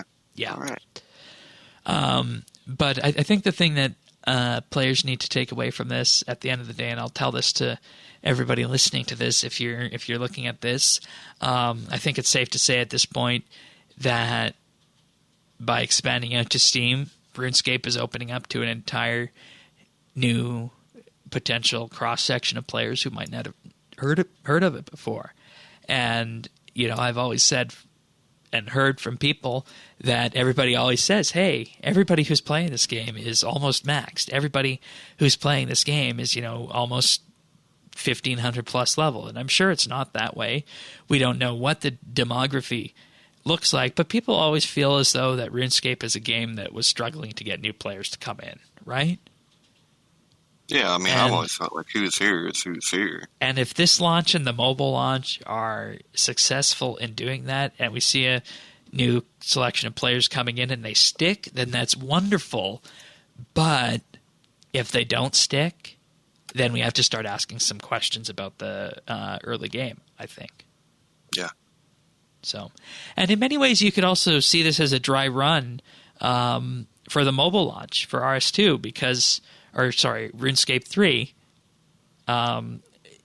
because you need to have a game ecosystem that is well-rounded enough that it can handle a deluge of new players. And testing that out on Steam first is perhaps a very good idea. Yeah, I think so. Yeah, nobody wants to be the next Fall Guys, right? Yeah. I think in closing this off, I'll just quote a bit from the Mod Warden blog post that was put out with this. He says that we also know that reaching new audiences makes modernizing RuneScape and scaling our operations and improving accessibility be more important than ever before. And he's also asking the team to double down and focus on these areas to better support the new influx of players that will be welcoming together over the years ahead, and that the mobile launch is the next step on this strategy going forward.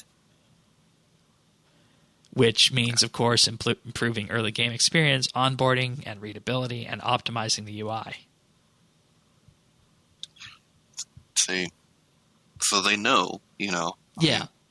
He knows. And I mean, it's obvious, and it's just a question of, is it too soon for this, right? Because Old School is actually launching on Steam in 2021.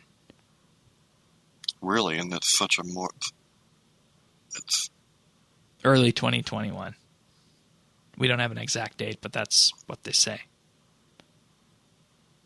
Well, good. Put the flagship out there first. Yeah. For once. Yeah, I agree. Well, I guess we just wait for the 14th now, and fingers crossed. Fingers crossed. I'll be ready. Be ready with my review. All right. Before we wrap this up and move on to questions, just a reminder that the Golden Gnome finalists are out there, so you can go vote for all of the categories that you want to put your vote in for. I am pleased to say that of the folks that we highlighted on the podcast here, Saxspieler got an honorable mention for Best RuneScape Artist, and Chaos Elemental is a nominee for Best RuneScape Artistic Creation with their Hard Fall fan fiction. Oh, cool. That's cool. Fan fiction made it. Yeah, I'm a little bit disappointed that Gawky didn't get in there with their musical compositions, but oh well. That's too bad. All right. We're going to move on to questions and, of course, thank our Patreon supporters. But first, we had the opportunity, as we mentioned earlier on in the show, to have a bit of a sit-down and do an episode with Mod Warden this week. And that episode's in the can and will be airing next week. But what do you say to a little teaser of that right now? You ready for that? We gotta give the people what they want, Shane. Yeah. So this discussion we had covered everything from Mod Warden's first year as executive producer to strategic vision for the next 20 years, content release cycles, and of course a topic that everybody is familiar with and loves to talk about, microtransactions.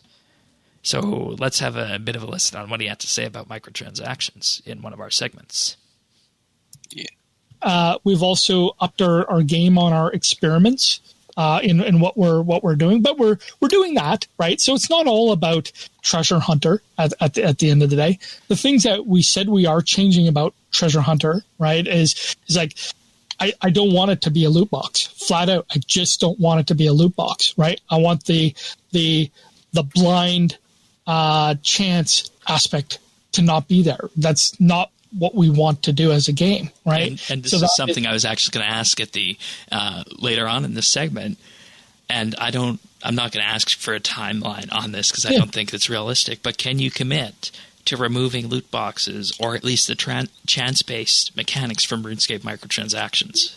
Yeah, I want to remove the blind chance aspect of it. I want it to be transparent. I want the odds, if we have odds even, right? And I don't even know if we'll stick with as a content plan in the long term. We might actually find other experiments that are actually better. And you might be wondering, what exactly are those experiments? Well, we went through those on this episode, potentially different ways of monetizing the game, and what works for everybody else might not be the exact right fit for RuneScape. So what exactly does that look like? Is it a copy and paste of, say, a battle pass, or is it something different? Or is it something to do with oddments? Well, you just have to wait and see for next week. And that was just one of the segments that we talked about on monetization. But I think that was a fun talk and an episode, hey? It was my favorite episode to date. I had such a good time, and dude, Mod Warden he's cool. Like, everything that I thought was verified and then some. So it's cool. I can't wait for everyone to hear it. Yeah, so that'll be coming out next week in the usual episode spot. So fingers crossed we don't have a surprise new skill or anything, which I don't think is happening. There's probably a less than 1,000,000 to 1 chance of that happening. But, I mean, you never know. We've been blindsided before. But, yeah, it'll be a fun listen. And I think at the end of the day, people will come away from this and see a bit more into what Mod Warden's MO is and how he sees RuneScape and what he wants the next 20 years to look like, and how you can actually pay for that. Because, I think that's something that everybody talks about, right? Microtransactions and monetization. But when it comes down to it at the end of the day, there isn't a really good forum to have those discussions. And we did that here, which was good. So hopefully everybody will take something from this at the end and give players a reason to be hopeful on that. So, but in any case, I would also like to thank our Patreon supporters for this episode, because that's very important too. So this week I'd like to thank Andrew C., Brock H., Cameron, CGB 900, Christian S., Danny W., Diana, Duramax, Jade Gizmo, Jade W., James W., Jason S., Joe M., John P., Kyle, Mr. Ling, Nora, Rastafa, Samantha R., Stub Eve, The Naked Captain, The Lion, Tom V., and Zant. Thank you, all of you, for your support and making the podcast what it is. And if you're wondering what this is all about, just head on over to patreon.com/RSBANDB. You can sign up there for as little as $1 a month. You get access to our monthly bits. Next one will be about an alternate history of what would have happened if Invention would have launched first over Prif. And if in doing so and supporting the podcast, you also fund the cost for hosting and production of RSBANDB Update. At $3 a month, we also have a VIP tier where you get a special mention at the start of the month and high-quality stereo AAC versions of the show. And we have the insider version at $5 a month where you get a shout-out each and every week on the podcast and gain exclusive access to the outtakes that we use for the clip show in addition to everything else. So for as little as $1 a month, you get access to more than 2 years of monthly bits and a whole lot more. You can learn more at patreon.com/RSBANDB. Thanks so much, everyone. Thanks, guys.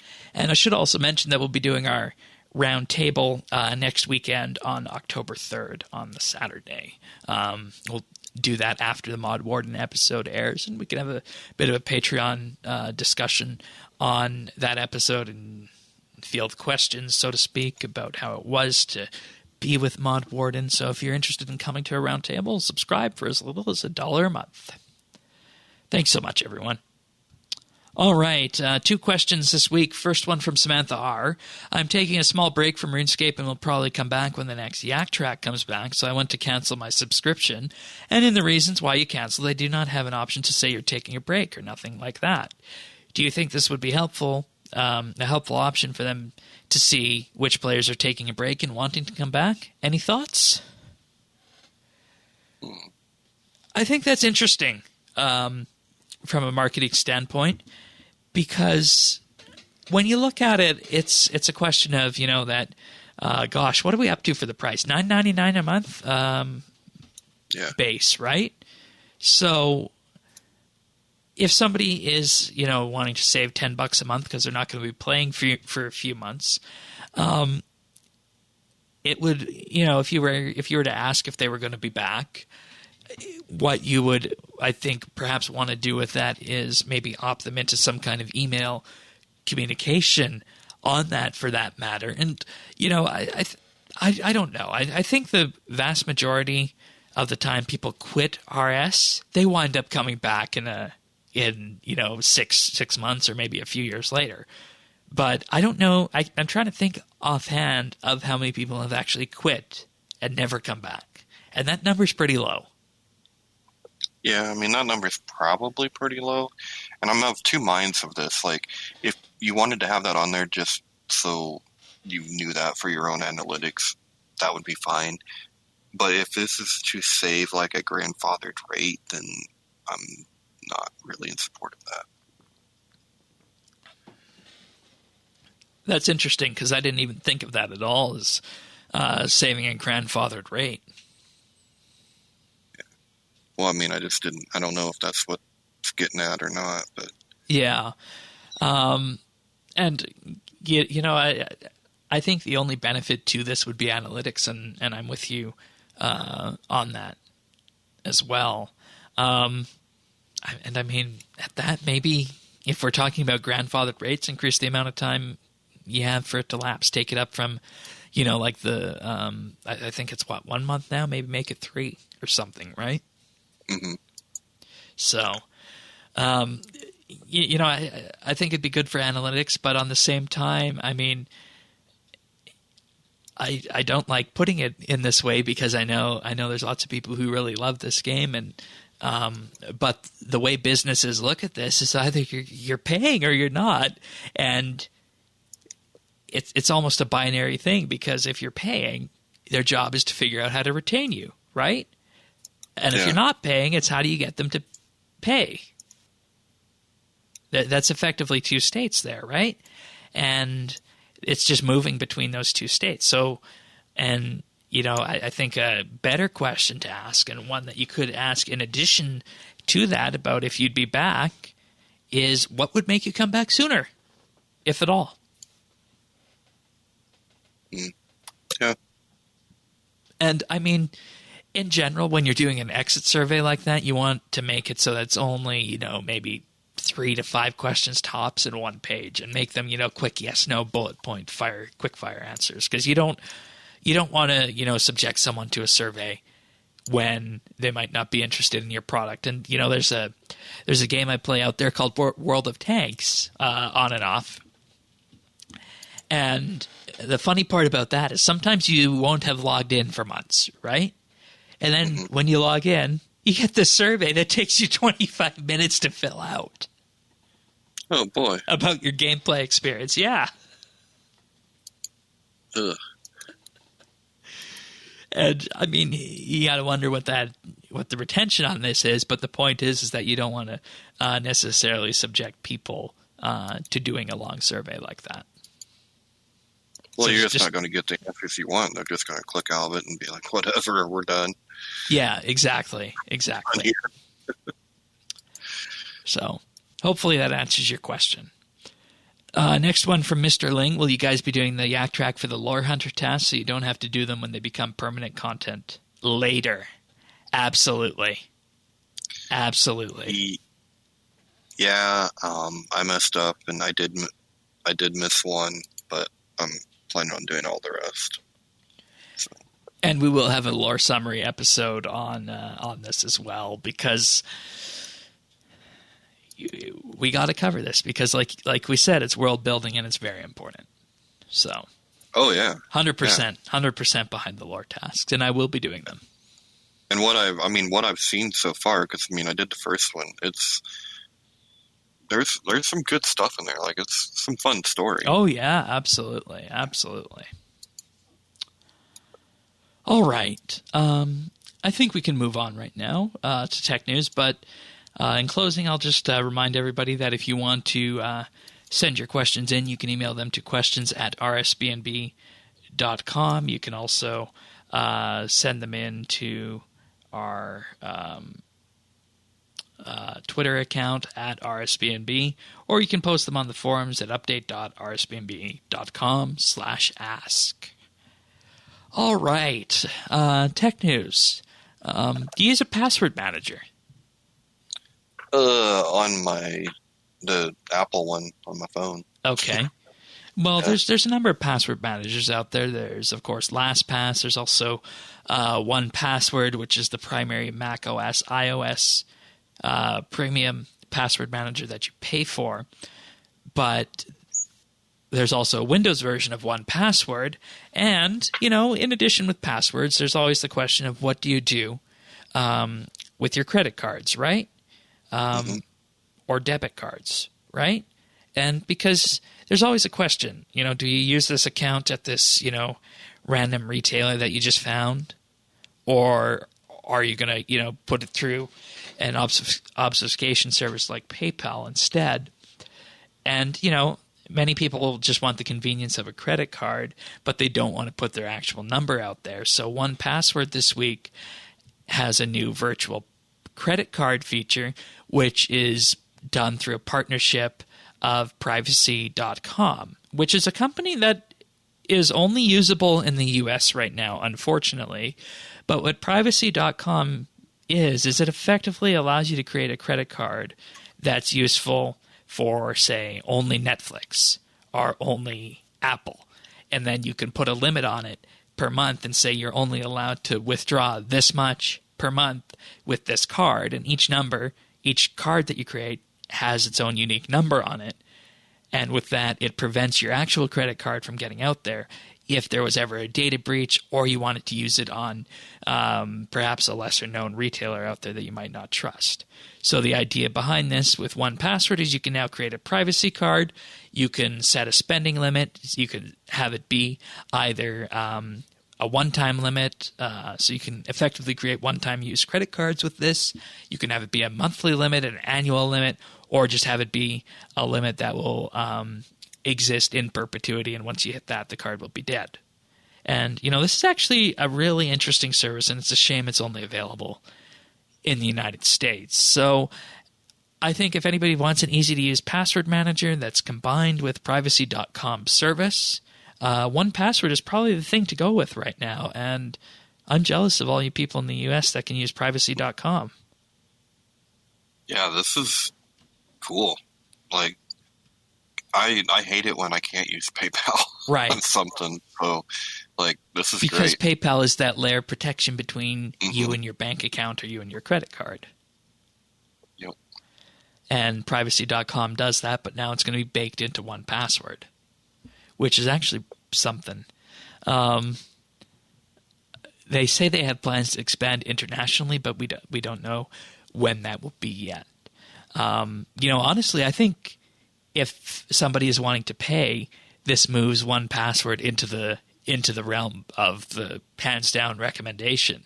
Of course, if you're wanting something free, probably LastPass for the password manager because they support that, and they also have a paid version which offers cloud sync and whatnot. But I think I'm going to have to move my recommendation to 1Password on this, even with their Windows version, because they started out as an iOS Mac password manager, but they also have Windows clients now as well. So, yeah. Well, what's the keychain then, Shane?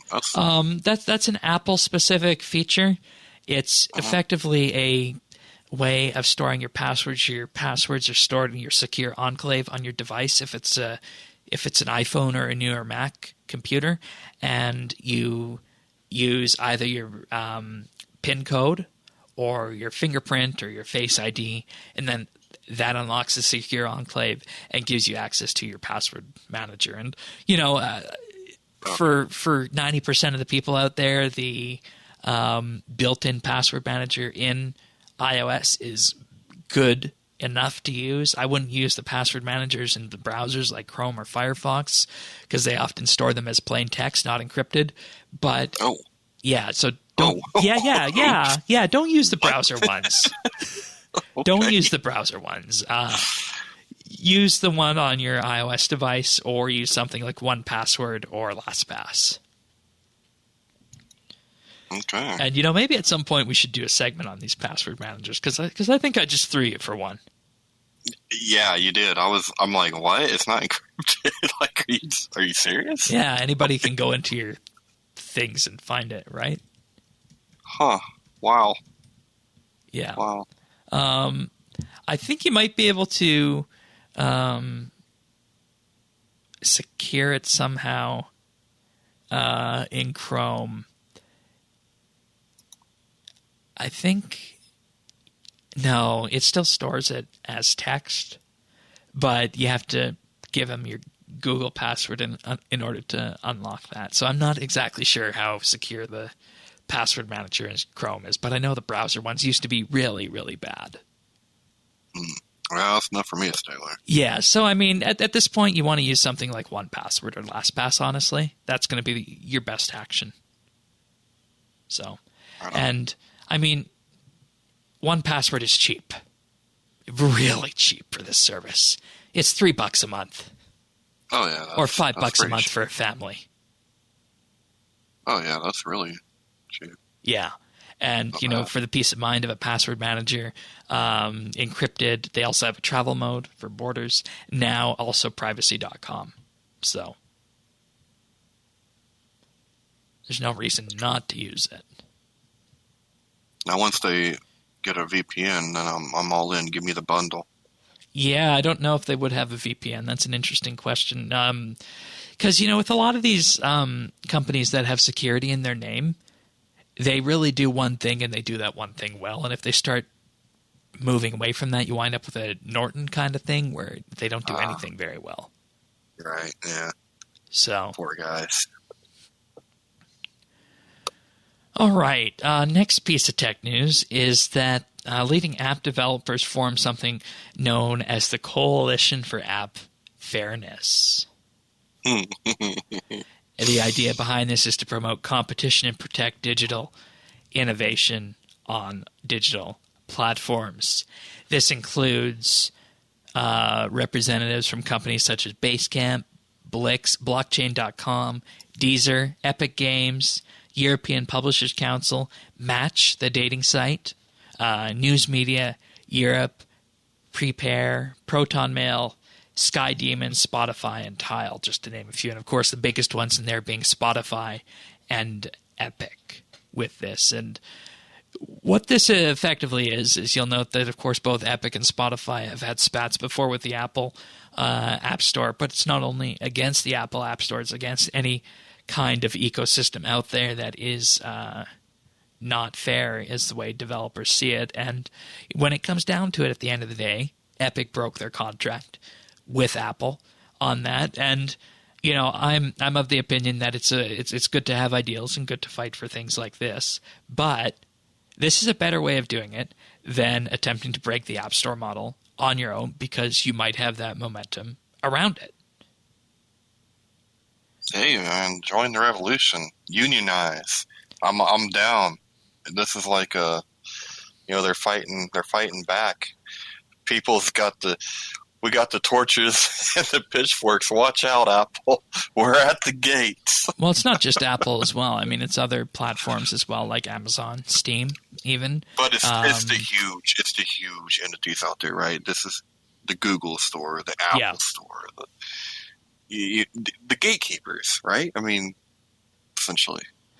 Yeah, and with this, it doesn't exactly say what action they're going to take with this, just that they're forming as a group. It's really like, I don't really know what you call it, because it's not like it's workers. It's other companies. What is that, Shane? What would you... Uh-oh.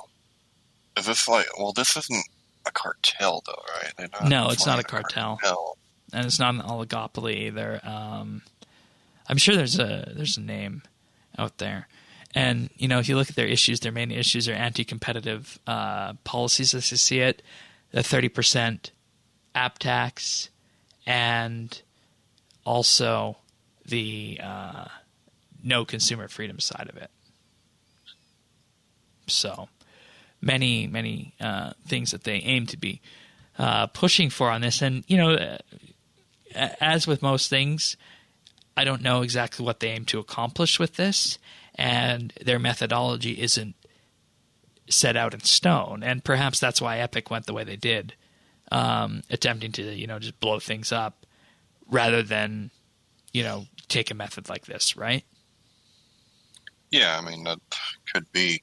But remember, like, that tax that they're putting on those guys, you're paying for in the end. It's not like it's coming out of their pocket. They're just going to charge you more.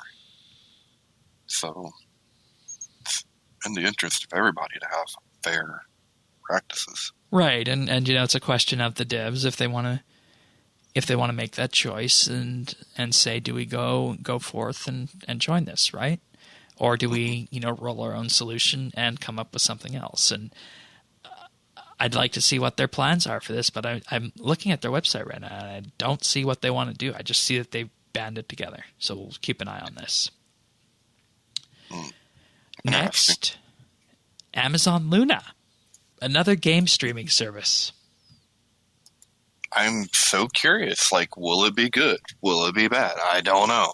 But I can tell you this, like, I'm really, really starting to come around to game streaming services. I've always been kind of interested in them. I dabbled with the PS Now on PC.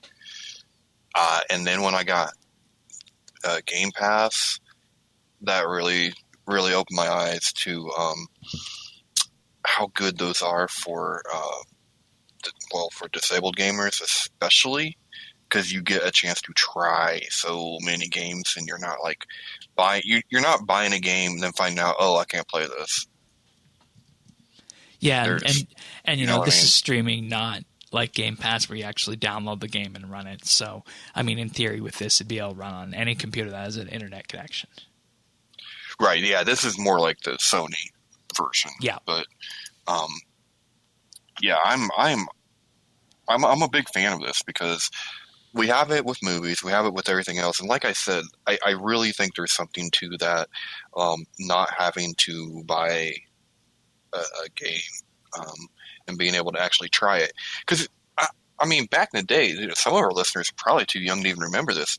Games used to have demos, right? You used to get a little demo disc, and you'd play the first level or something, you know, like it'd be a short thing, but it'd be enough for you to get a taste on if you could play it, if you couldn't, if you liked it, if you didn't, you know, and we just don't get that anymore. That doesn't happen anymore. Yeah. You're either like all in or you're not. And everyone knows how the return thing works with games. It's not fun. It's usually pretty brutal. Steam's a little bit better now than they used to be. But I don't know. I'm real curious of what kind of games they're going to have on there. You know, is this more like going to have AAA kind of games, or is this more like an Apple streaming thing, which is, or you know, I mean, the Apple Arcade, which is like, ugh. I don't know. Yeah, and I mean, if you look at the board they have here, they don't have an actual list of the games with this, but games they do list are Shadow Tactics, Yooka-Laylee, Impossible Lairs, Sonic Mania, Control, Grid, Trails of Cold Steel 3, Indivisible, Blasphemous, Everspace, Tennis World Tour, Bloodstained, Resident Evil Biohazard, Abduction, The Surge 2, Steam World, Dig 2, Brothers, Paper Beast, 2 Point Hospital, Abzu, Metro Exodus, Lumines Remastered, Overcooked 2, Rime, and Assassin's Creed Valhalla. Well, as well as not even out yet. Classic games from Ubisoft, Capcom, 505 Games, and Team 17. Huh. Do they have a price for it? Early access pricing for Luna Plus will be $5.99 a month. Are you serious? Yeah. That's cheap. Ooh, I'm in. And the Ubisoft ones are listed as coming soon, which they don't have a price on. Huh. Oh, wait. So you got to pay a different price for different for developers? the Ubisoft one, yeah. Mm. Yeah, it's interesting, isn't it? And the $5.99 is an introductory price. They say they'll give you 30 days notice before they increase the price. Works with their own Luna controller, Xbox One controllers, DualShock 4, or mouse and keyboard. They recommend a 10 megabit per second internet connection to play in 1080p and 35 megabits for 4K. Oh, wait. If this is Amazon, I can play this on the TV. I don't need a console anymore. Yeah, it works with Amazon Fire TV. Cool. Also works with Mac, PC, and web browsers too, believe it or not. And you'll want to make sure you don't have a data cap because they say it could use up to 10 gigabytes an hour at 1080p. Yeah, well, they all do, right? Yeah. Well, that pricing makes me nervous. So, like, that's a great price, but when they say something like that, that means it's going to get jacked. Yeah, it's going to go up eventually with that. And the Ubisoft channel will include new and favorite titles from Ubisoft, which they say is coming soon. And from the looks of it, will be its own thing. So I don't know if that's going to be included in that. But I mean, I guess that depends on how big of a Far Cry and Assassin's Creed fan are you? I mean, I know they make a lot more other things of that, but those are the big ones, right? Like the really big ones. But I mean, like, let's just say that this goes up to $10 a month. What if you just want to go all the way and go up to $24 a month or $25 a month and get that Xbox subscription that we talked about instead? Oh yeah, I think that's a better deal because I mean, the way I see these game streams is just if somebody has a laptop or a tablet and they're not committed to a piece of hardware. Yeah, well, and there's some overlap when it comes to, like, some of the games. I heard some overlap there between the Game Pass. I don't know. I mean, like I said, I have my own reasons for liking these kinds of things. If I'm paying the $24, though, I'm getting the console included in it. Yeah. You know what I mean? Like, that's, yeah.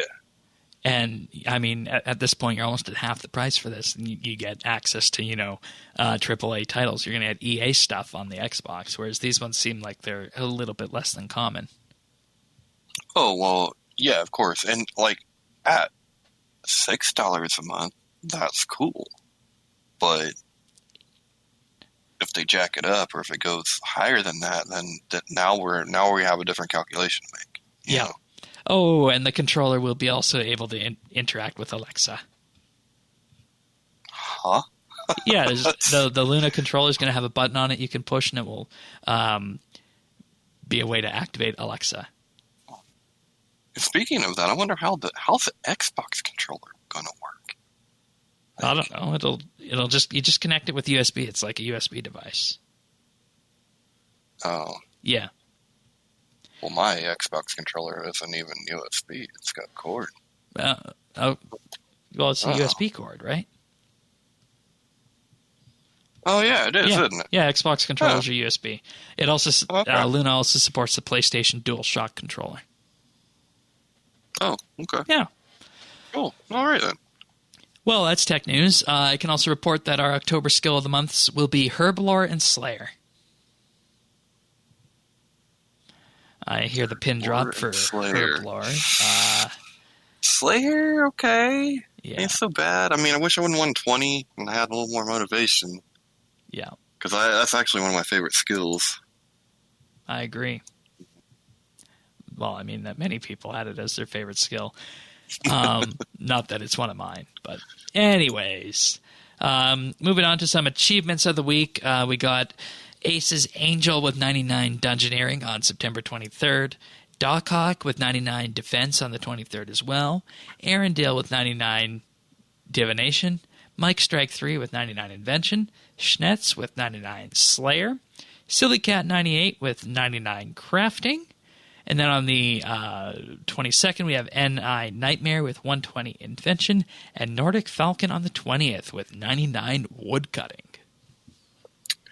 All right. Very nice achievements. Then we have Surge Aurora with 99 ranged on September 20th, and Surge Aurora with 99 Constitution on September 20th. We have Devil Chat with 99 Herblore on the 18th, and Chaotic Eric with 120 Archaeology on September 17th. We have Denez with 120 Archaeology on 17th. And Rostafa with 200 mil woodcutting on September 17th. Soapy with 99 fishing on the 17th. And Sobe with 99 cooking on the 17th. So they must have cooked all of those fish that they caught. Very good, everyone. Nicely done. Nicely done. 200 mil woodcutting. That's a feat in this day and age. Oh, man. Yeah. There's no way. There's no way to make woodcutting faster. Nope. There's just nope. You just got to slog through it. Yep. All right. I'm taking Pick of the Week this week, and Pick of the Week is an old game, but it recently went 1.0, and that is Factorio. It is the automation simulator out there. And, this is just something you can throw your head into, and, before you know it, 3 hours are gone.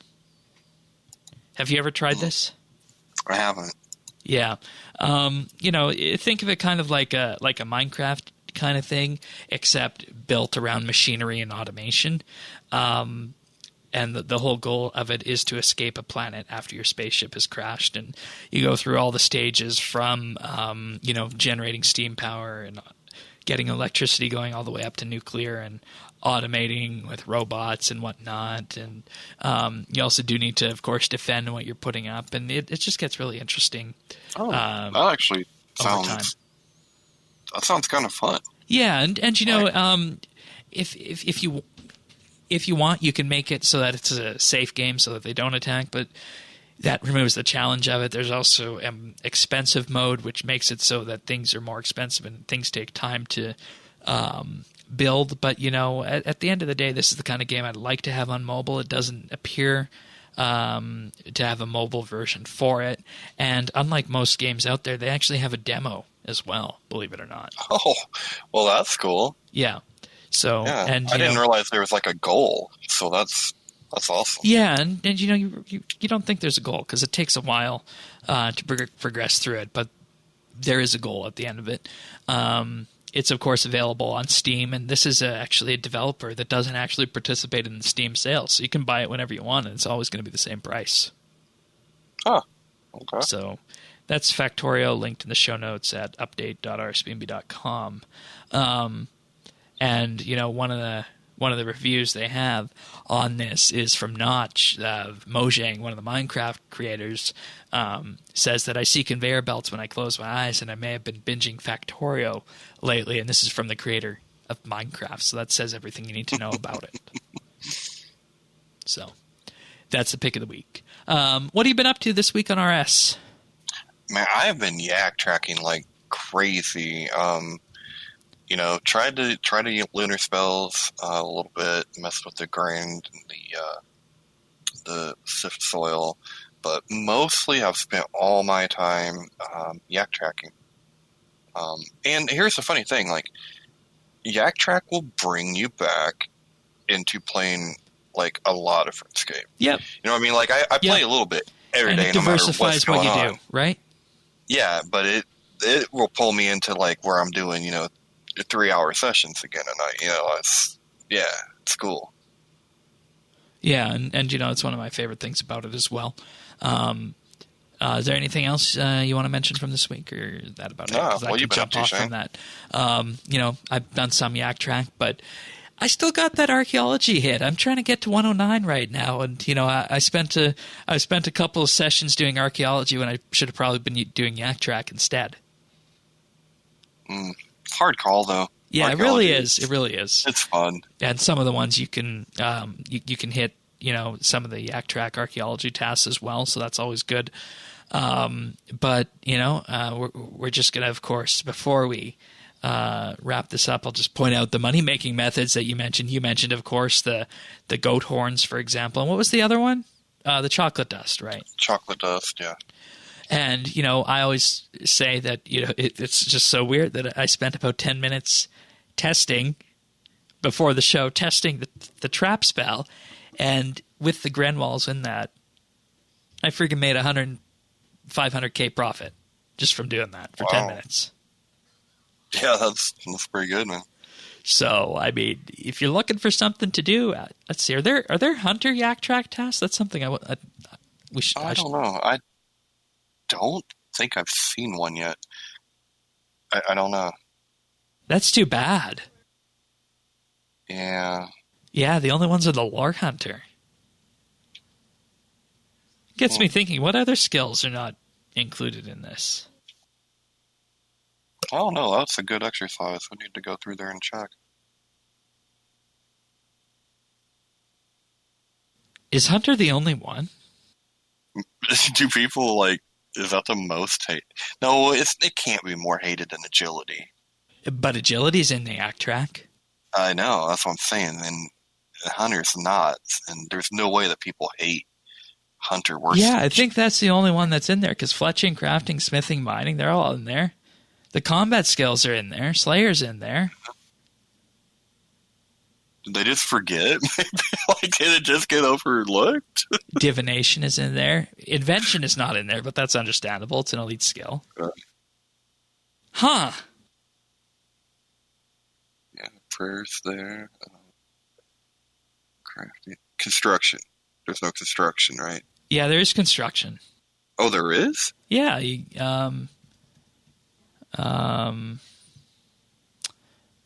they're make mahogany boxes and stuff.